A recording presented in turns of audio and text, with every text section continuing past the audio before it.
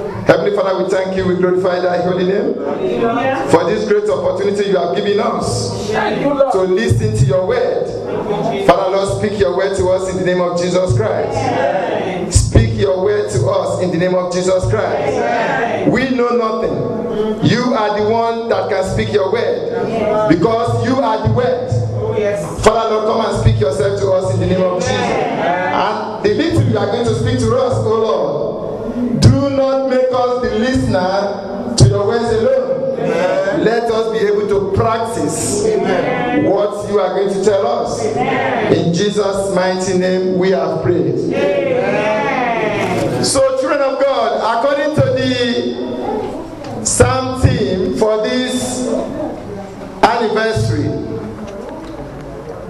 we are going to talk briefly on the fear of God. On the fear of God. I want you to know that the world we live in today is the way it is because there is no fear of God. We are doing everything the way we want. No one is afraid of God again. We've been deceived by technology advancements because when they actually give us a sort of forecast about the weather and you see that it rains at that time, some people just look at it that what is the need for God again? If human being can say it and it is like that, then there is no God. No need for God. But I want to tell you that knowledge to forecast the weather is given by God. If it has not been given by God, no human being will have got the opportunity to make the forecast. But the world has gone the other way, and we continue to follow it. Unfortunately, the Church of God has been the greatest victim of everything. Yes, we are not doing things the way it should be done again. We have turned the Church of God to a different thing. As a result of that, we are not getting God's results. What we are getting is human results. And that human results cannot last us. It's going to put our enemy into problem unless we learn to fear the Lord and continue to do the right thing. And may God give us the opportunity to do the right thing in the name of Jesus Christ. Yeah. So not to waste much time. And I see that my brother is holding something that is going to help us out. Please kindly give him a mic, please. So, children of God, the actual theme and message for this anniversary is the fear of God. Is the fear of God. So, the fear of God is what we are lacking that has caused problems in our life. So, children of God, if you know God very well, you will have no other option than to fear Him. Yes, if you know Him very well, knowing who God is, that He is the omnipresent, the omnipotent, and the everlasting God. If you know Him to have such great attributes, then you will fear the Lord. He is God that can bring things out of nowhere. Things that are not in existence. It's only God that can bring it over. Including ourselves. We were brought out of nothing to what we are today. But now that we are human beings, everything has changed. We are now going our own way. That is why you have no miracles in the Church of God again. What you have nowadays is magic. Arranged testimonies. That is what we have. Because we've lost track. We've lost track.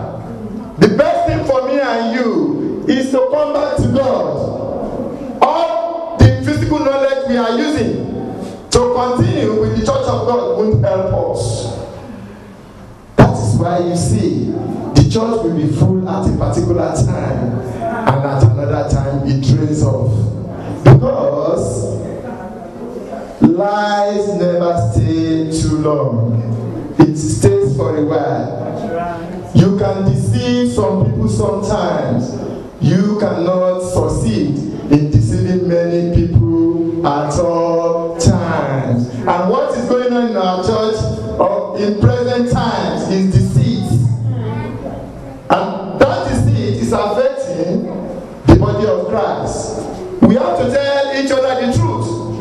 And we have to follow the right path. And if we do that, then we are sure to reap the fruit of saying the truth and fearing God. And may God help us to do that in the name of Jesus Christ. Amen. So let us quickly go to some reasons why we must be afraid of God. Maybe we have forgotten. We have read in the scripture many times about how the Lord delivered the Israelites from Egypt. We saw how he brought Pharaoh and all his warriors and all the chariots and stopped their existence. But most of us, we count it as stories. We never believe that God actually did that. But he did it. He did it. He dredged the Red Sea for the Israelites to walk through in dry ground. We have not got any construction company or engineer that can do it within the space of time, which God has done it. He only did it. And none of them died. But their enemies perished. But we shall never perish. Amen. In the name of Jesus Christ. Amen. The book of Exodus, chapter 15, verse 3 and 4, please. Anybody there, please? Exodus chapter 15, verse 3 and 4. So, he finished them in the Red Sea. But the Israelites were liberated. Yeah? Olúwa ni orúkọ rẹ̀. Yes. Kẹ̀kẹ́ Fáráò àti ogun rẹ̀ ni ó mú wọ inú òkun. Oh yes. Àwọn ayọ̀ olórí ogun rẹ̀ ni ó sì rí nínú òkun pupa. Oh yes. You see, ó yanjú wọn sínú òkun pupa. Gbogbo agbára alágbára pin. Ṣùgbọ́n ó ṣe kí ni? Ó gba àwọn tirẹ̀ là pẹ̀lú ọwọ́ àgbà. Tí a bá mọ eléyìí, tí a sì kórìírí ẹ̀, ó yẹ ká bẹ̀rù Olúwa. Ọlọ́run á fún wa ní ẹ̀mí láti lè bẹ̀rù òun. Bákan náà ni Olúwa ṣe iṣẹ́ àrà. Odi tó jẹ́ wípé a fi àìmọye ọdún láti kọ́ láti gbé dúró. Láìsí bulldozer, láìsí hammer, láìsí sledger. Olúwa ṣe kí ni ó wó palẹ̀ pátápátá. Nígbà tí ẹlòmíràn máa ń gba àdúrà pé gbogbo òdìjẹ́ ní kò lè ní ayé mi, Ọlọ́run jẹ́ kó wó. Ṣùgbọ́n kò gbàgbọ́ nínú ẹ̀ nítorí pé tó bá gbàgbọ́ nínú ẹ̀ á bẹ̀rù Olúwa. Wípé ọba tó lè ṣe yẹn kò sí ohun tí kò lè ṣe. Olúwa yóò sì ṣe rere ilé ayé wa. Joshua 6:20 please. Ẹni bá fẹ́ ṣiṣẹ́ Olúwa ẹjọ́ ẹgbẹ́ òwò mímọ́ yín torí iṣẹ́ Olúwa kò kan tí ọmọdé kò kan tí àgbà. Iṣẹ́ Olúwa wà fún gbogbo wa láti ṣe. Yes. Joshua 6:20 please. It is very common for us. Ó jẹ́ ohun tó jẹ́ pé ó ṣe kàyéfì.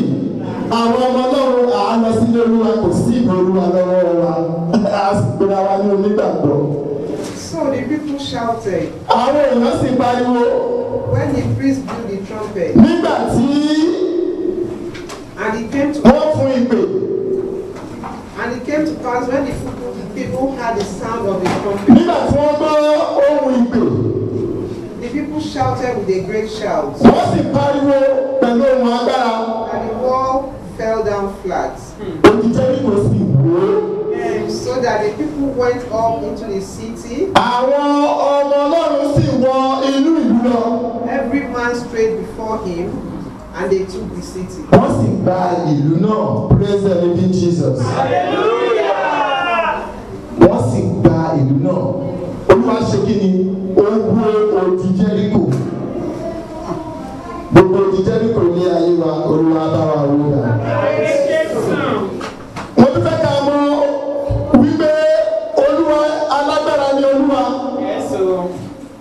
Kò sì sí ẹnikẹ́ni tó ní agbára ju Olúwa lọ. Ohun tó bá sì fẹ́ ṣe kò sí ẹni tó lè dí lọ́wọ́.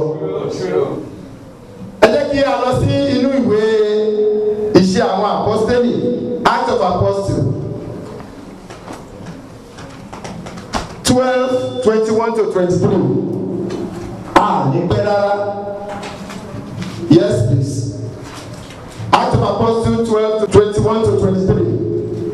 Lọ́jọ́ àfiyèsí kan. Ní ọjọ́ àfiyèsí kan. Ẹlọ́dùnkún wà. Ó jókòó lórí ìtẹ́. Ẹlọ́dùnkún wà. Ó sì jókòó ní orí ìtẹ́. Ó sì sọ̀rọ̀ fún wọn. Ó sì bá àwọn ènìyàn sọ̀rọ̀. Àwọn ènìyàn sì hó. Wọ́n sì hó. Wọ́n wí pé. Ohùn Ọlọ́run ni. Ohun tó ń sọ̀rọ̀ yìí, ohun Ọlọ́run lélẹ́yìí. Kì í sì ṣe ti ènìyàn. Eléyìí kì í ṣe ohun ènìyàn rárá. Yes, ẹ tẹ̀síwájú. Ọmọ náà. Ní ojú kan náà. Áńgẹ́lì Olúwa lù ú. Áńgẹ́lì Olúwa lu Hẹ́rọ́dù. Ó ní kò fi ògo fún Ọlọ́run. Nítorí wípé kò fi ògo fún Olúwa. Praise the living Jesus. Olúwa lù ú pátápátá, ó sì kú nítorí pé kò fi Kì í sì jẹ́ ó sì kú. ògo fún Olúwa. Ẹ ṣeun. Ó sì kú, ìdìbò ó sì ṣe kí ni? Ó sì kú. Ní ara agbára Olúwa ní eléyìí. Fún wa kí a lè wò ó, kí a lè mọ̀ wípé alágbára ni Olúwa. Ìfẹ́ tó ní sí wa òun ni a ṣe ń ṣe bó ṣe wù wá bí ọmọ àkẹ́bàjẹ́. Nítorí pé kò ṣòro fún Olúwa láti ṣe ohunkóhun tó bá wù láti ṣe. Kò sì sẹ́ni tó lè bí léèrè. Ẹni tó bá lè ṣe nǹkan tí èèyàn ò lè bí léèrè pé báwo ló ṣe ṣe yẹn, kí ló dé tó ṣe lé? Ohun tó bá ṣe àṣegbé ni. Ṣùgbọ́n ó fẹ́ wa. Ìfẹ́ yẹn la wá ń ran ara wa wípé ká jọ nítorí Ọlọ́run, ká yíwà padà, ká bẹ̀rù Ọlọ́run, ká bẹ̀rẹ̀ sí í ṣe rere. Nítorí wípé àǹfààní wà nínú oore ṣíṣe. Gbogbo wa la sì mọ̀ bẹ́ẹ̀ pé àǹfààní gidi wà nínú oore ṣíṣe. Ìbẹ̀rù Olúwa yìí sì gbọ́dọ̀ bẹ̀rẹ̀ láti inú ilé Olúwa, láti ọ̀dọ̀ àwa tí Ọlọ́run fún lórí ọ̀fẹ́ láti jẹ́ gbé ògo Olúwa ga. Ẹ̀yọ̀ jẹ́ ọ̀dọ̀ wa, ṣùgbọ́n ohun tá à ń rí tí àwa fúnra wa mọ̀ ni wípé ìyẹn ó dàbí pé ó ti ń di ohun àtijọ́. Yé ìwà fún wa láti fi ìbẹ̀rù Olúwa sọ́kàn, láti máa ṣe bí Olúwa ṣe fẹ́. Ohun tó lè gbà wá nìyẹn o. Ohun tó lè gbà wá nìyẹn. Olúwa sì fún wa lórí ọ̀fẹ́ láti ṣe ní orúkọ Jésù Kristi. Ẹni tí ó bá bẹ̀rù Olúwa, ààbò tó dájú ó wà fún gbogbo ẹni tó bá bẹ̀rù Olúwa. Ó ní àǹfààní láti máa jáyà tó bá bẹ̀rù Olúwa tó sì ń ṣèfẹ́ Ọlọ́run. Tó bá ń jáyà, ó fi hàn wípé ó bẹ̀rù Olúwa. Nítorí pé ẹni bá bẹ̀rù Olúwa á sin Olúwa ní òtítọ́ àti lódodo. Ẹni bá sì sin Olúwa ní òtítọ́ àti lódodo á ní agbára. Kò ní bẹ̀rù nǹkan kan nítorí pé ó mọ̀ pé ẹni tí òun sìn, òun ló lórí gbogbo nǹkan ní ayé àti ọ̀run. Kí ni àǹfààní tó máa jáde nígbà tí ọmọ èṣù bá gbá ọ létí? Kí Ọlọ́run máa wò ẹ́, kó ṣeé ṣe tó bá sin Ọlọ́run ní òtítọ́ àti lódodo tí wọ́n sì bẹ̀rù Ọlọ́run rẹ̀. Ẹ jẹ́ kí a bẹ̀rù Ọlọ́run. Ààbò wà fún àwọn tí ó bá bẹ̀rù Olúwa. Proverbs 3:23 please. Proverbs 3:23-26 torí àdìpẹ́ 23 to 26. Ààbò fún àwọn tó ṣe kí ni tó bẹ̀rù Olúwa. Yes.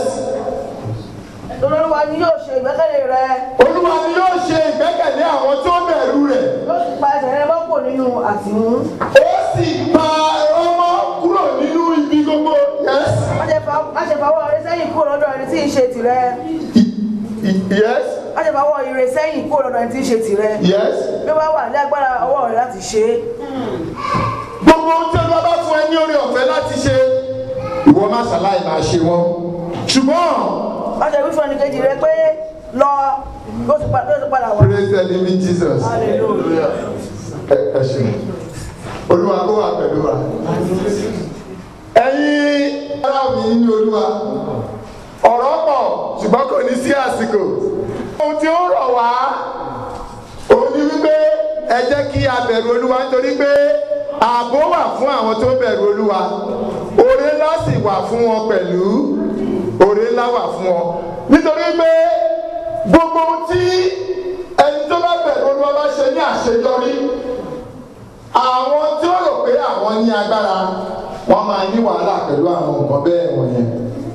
Nítorí bẹ́ẹ̀ lẹ́ ó ṣe mọ àwọn ọmọ Olúwa yàtọ̀ ní àwùjọ, àwọn tó bẹ̀rù Olúwa. Mi ò sọ àwọn tó ń fi ẹnu sin Olúwa. Ohun tá a ní òde òní ni àwọn tó kàn ń fi ẹnu sin Olúwa. Yes, they worship God. I call them mouth Christians. When they say we are Christian, they say, oh, I'm a Christian. Yes, but when Satan and his agents confront them and give them a wipe, they fall down immediately. They are not children of God because they know themselves. But God will help us. Amen. With just these little minutes that we have, let us look at Psalm 31, verse 19 and 20. What does it say? Oh, how great is thy goodness! How great is thy goodness! Which thou hast laid up for them that fear thee. Which you have laid down for those who fear you. Which thou hast wrought for them that trust in thee before the Son of Man. Which you have presented before them, before the Son of Man. Yes? Thou shalt hide them in the secret of thy presence. Praise the living Jesus. Yes? From the pride of man. From the pride of man. He protected his own. From the pride of man. Thou shalt keep them secretly in a pavilion from the strife of tongue. And continue to protect his own from all evil, from all negative influence, from all satanic power, from all charms. What are you looking for again? What you need to do is to fear your God. Yes? Blessed be the Lord. Yes. For he has showed me his marvelous kindness in a strong city. Praise the living Jesus. Hallelujah. So, if you want to be in that strong city of God, what you must do is to fear the Lord. Fear the Lord. Praise the living Jesus. I'm rounding up now. So, let us fear the Lord. Fear the Lord. Fear him. Because that is where your security lies. Look, all your telephone calls to Nigeria won't help you. I'm telling you. It's all form of deceit. It's because your time to fall has not come. Because God never give length of time for us to come back. Yes, our God never remains on his own covenant. So do not deceive yourself. Anything bad that you are doing now, that nothing is happening to you, you are having a grace to change. He's leaving you to change. And that's why you are enjoying it. Once he look at it that, this one is not coming back again, and turn to one side, not looking at that person is finished. No matter how mighty that person is finished. Don't finish your party. But aye ti wa nobody. Psalm 27 verse 5 and 6. Ẹ jẹ́ ká gbàgbà torí pé èmi fẹ́ràn láti máa ka ìwé mímọ́. Àsìkò sí ṣùgbọ́n ẹ jẹ́ ká kà kíákíá wò ká lè kọ́ gbọ́n nínú torí pé ẹlòmíì nínú wa kì í kàwé nínú wa torí bẹ́ẹ̀ náà ṣe lágbára láti kó oṣù lójú. Kì í kà á. A lè fowó ra gbogbo magazine ilé ayé expose but ẹlòmíì ò ní bíbélì ilé. Praise the Lord. Hallelujah. Yes, ma'am. 5 and 6. Yes, ma'am. For in the time of trouble, For in the time of trouble, he shall hide me in his pavilion. he shall hide us in in his pavilion. In the secret of his tabernacle In the secret of his shall tabernacle he hide me. shall he hide us. He shall set me up upon a rock. God will set us up upon a rock, And now shall my head be lifted up above my enemies and our head shall be lifted up above our enemies. round about me. Who surrounds you and your family? Yes? Therefore, Therefore, will I offer in his tabernacle sacrifice of joy. so that your life will be filled with joy, I will sing. then you will be able to sing and praise him. Yes? I will sing praises unto the Lord. And you will sing praises to your God. For doing what? For granting you protection and victory. Just because you fear him. You are doing his will. Ladies and gentlemen, it was when I didn't know God that people used to tell me certain things. I come from a very strong home. But I found out that once I know God and I continue to follow my God, all those things are nothing. They are empty. Do not be afraid of any power except the power of God. Fear your God, and he is going to do great things in your life. In the name of Jesus Christ. For you to enjoy complete love of God, children of God, this is what you must always do. Because I'm winding up. Galatians 5:19 to 21. Children of God, yes, look at this. Maybe this is where we are going to stop. Because I know you've been hearing the word of God for a long time. Stop doing things according to your own power and according to your own will or what you think you are. I want to tell you, our God is respecter of no one. It respects no one. I'm a pastor, I'm a deacon, that is to yourself. Archbishop, that is yourself.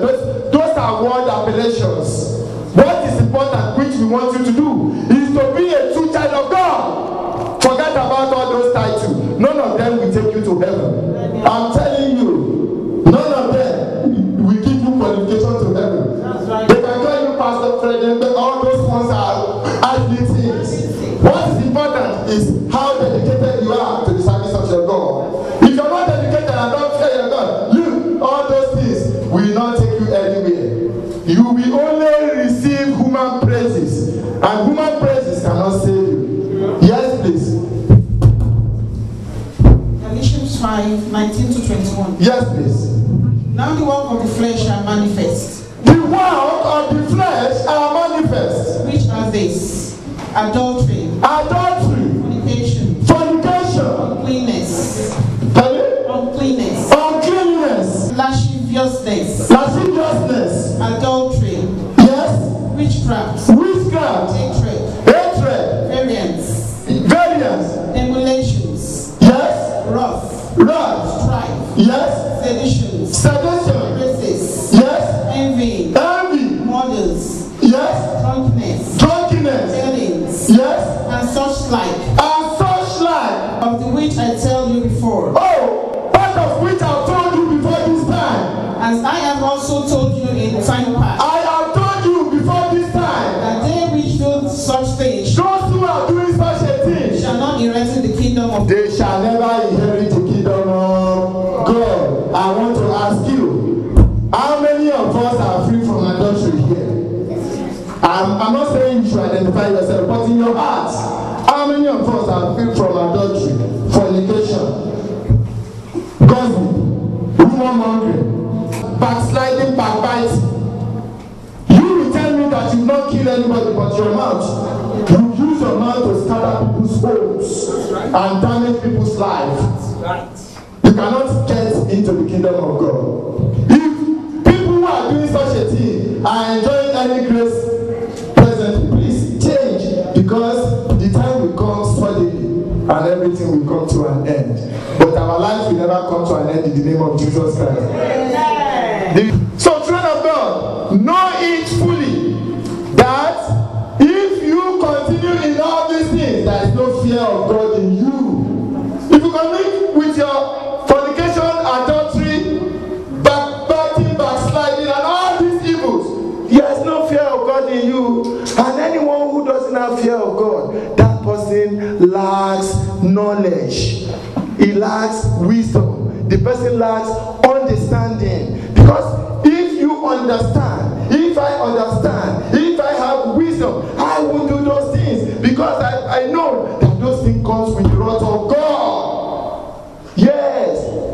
But the wrath of God will never be our portion. Amen. In the name of Jesus Christ. Amen. So, children, as I've said it, that you have known many things before this time. So there's no need for you to continue to hear it and refuse to do it. They've told you in your church for a long time. They've been telling you here. You've been listening to it on radio. You've watched it on television. Still, you don't believe that they are saying the truth, that you should fear your God. You think that it's a play. But it is when you see people who fell in the middle of their glory, despite their powers, then there is no return for them, no opportunity to recover. That is the time you will know, say, Ọlọ́run ni agbára o. Ìyẹn ni pé lágbájá lè ṣubú bẹ́ẹ̀ yẹn. But ìyẹn ò ní kálọ̀ ní lọ́gbọ́n. Nítorí pé ó máa ní kí ló máa sọ? Á ní pé kò mọ̀ di dáadáa ni. Àbọ̀ ṣe báyìí ni. Kásán bọ́ ṣe báyìí. Kásán pé ẹ̀yìn ló gbà. Àbí àgbẹ̀ ló gbà wọlé. Kò ní rí bẹ́ẹ̀ yẹn. Torí pé èṣù ló ń tì í. A ní kò ṣe dáadáa. Ó ṣe jù ẹ lọ. Ṣùgbọ́n agbára pin. Agbára wa ò ní pin. Nítorí pé Ọlọ́run tó fún àwọn alágbára. Ọba tó ní agbára nínú gbogbo ni. Agbára Olúwa á sì máa ṣiṣẹ́ fún wa. Ní orúkọ Jésù Kristi. Ní àkótán, ìbùkún wà fún àwọn tó bá ń ṣe kíni, tó bá ń bẹ̀rù Ọlọ́run. Ezekiel 47:12. Ibi tí a dúró nù mọ́. Yes, who can see Ezekiel 47:12, please? Ezekiel 47:12. Yes. Don't wait. It's a blessing. You have an opportunity. Àti lẹ́bàá odò, ilé tí rẹ̀, Yes. ní ẹ̀yìn àti ní ìhà ọ̀hún. Yes. Gbogbo jíjẹ yóò wù. Yes. Jíjẹ yóò wù. Yes. Yóò máa so èso títún rẹ̀. Yóò máa so, ẹ ó máa so èso lásìkò tó tó àti tó yẹ. Èso yóò sì ní rẹ̀ dànù. Nítorí pé ẹ bẹ̀rù Olúwa, ìbànújẹ́ ò ní jẹ́ ti yín, ẹkún ò ní jẹ́ ti yín, òṣì ò ní jẹ́ ti yín, àṣetì ò ní jẹ́ ti yín, ẹ ní fi ọwọ́ gbé ọmọ sí i. Yes. Ewé rẹ̀ kì yóò rọ, késo rẹ̀ kì yóò sì rú. Yóò máa Ìdílé yín ò ní run, ayọ̀ yín ò ní dìbàjẹ́, iṣẹ́ yín ò ní jíjẹ lòmíràn, ẹ ní ṣe sílẹ̀ fẹ́ lòmíràn jẹ, níjọ́ ayọ̀ yín wọ̀n ní fẹ́ lòmíràn pè yín, ṣùgbọ́n ẹ gbọ́dọ̀ ṣe kí ni, ẹ gbọ́dọ̀ bẹ̀rù Olúwa. Ẹ gbọ́dọ̀ ṣe kí ni, ẹ gbọ́dọ̀ bẹ̀rù Olúwa o.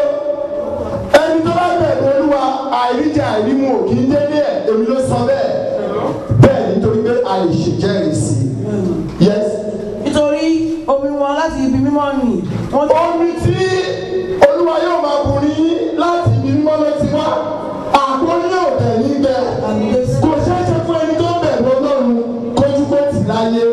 Kò ṣeé ṣe ni. Àwa ti dánwò á sì mọ̀. Mo sì mọ̀ bí ẹ̀yin náà ti dánwò ẹ mọ̀ bẹ́ẹ̀. Ojú òde tìyẹ́ ò lè gbójú lọ́dọ̀ gbójú tìyẹ́. Ó lè bẹ̀rù Ọlọ́run gbójú tìyẹ́. Ta ni? Ta lẹni náà ta ló fẹ́ sọ pé kó má ràn án lọ níbo ló ti bọ̀? Look, jẹ́ kí n sọ fún yín bí ọ̀tá kan ń dààmú ọmọ Ọlọ́run àkókò tí ìjọ ni. Ìdí méjì ni ọ̀tá fi máa ń dàbí pé àwọn iṣẹ́ wọn náà. One, Olúwa máa wo ọmọ yẹn wípé bóyá ó gbọ́kànlé òun lótìtọ́. Ó fẹ́ wò ó bó ṣe máa ṣe. Torí bẹ́ẹ̀ ni nígbà bí Ọlọ́run á fún wa nínú orí, à á gbà fúnra lórí ìkọlẹ̀ ìkọlẹ̀ àṣẹ. Kí ló tó ti ṣẹlẹ̀? Olúwa fẹ́ gbọ́mọ̀ pé yes, òun ni Olúwa. Bí ọwọ́ òun ló wà. Kì í ṣe onítọ̀hún yẹn. Kì í ṣe tó ṣàṣìyí, kì í ṣe bẹ́ẹ̀ nígbà bẹ́ẹ̀. Oògùn oyin tó bá já ewé méje tó yẹ kó ń bí ẹ kó lò. Àwọn ẹgbẹ́ àlọ́ sílẹ̀ wọn á mú ẹyọ kan kúrò bẹ́ẹ̀. Lórí iná nínú 21 tó kà sílẹ̀, wọ́n á yọ 3 kúrò bẹ́ẹ̀. Ó máa rò pé 21 kò ní mọ̀ pé 18 ló kù. Á pè pé wọ́n á forúkọ ọmọ ẹ̀ lọ́pọ̀. Bí Olúwa ṣe ní agbára tó nìyẹn, Olúwa kó wà pẹ̀lú wa.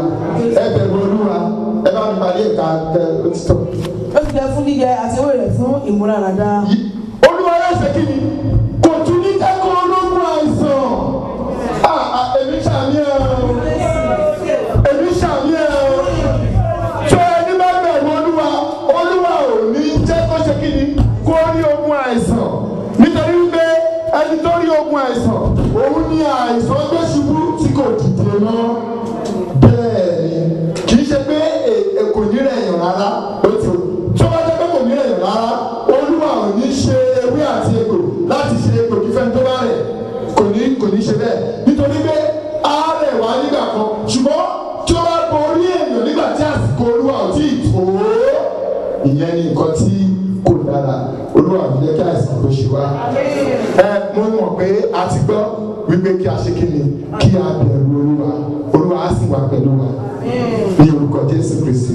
Olúwa dúpẹ́ lọ́wọ́ rẹ̀, àfọpẹ́ fún ọ. A fi fún ọ fún ìbá ọ̀rọ̀ tí ẹ bá wa sọ. Ní orúkọ Jésù Kristi wa, ẹ ti fún wa létí ìgbọ́. Ẹ jẹ́ kí a lè mú ọ̀rọ̀ yín ṣe. Ẹ jẹ́ kí a bẹ̀rù yín. Ẹ jẹ́ kí a lè ṣèfẹ́ yín. Kí gbogbo ayé kí wọ́n sì mọ̀ wípé ẹ̀yin ni Olúwa wa. Bó aláṣẹ ọ̀run. Jésù Kristi Olúwa wa.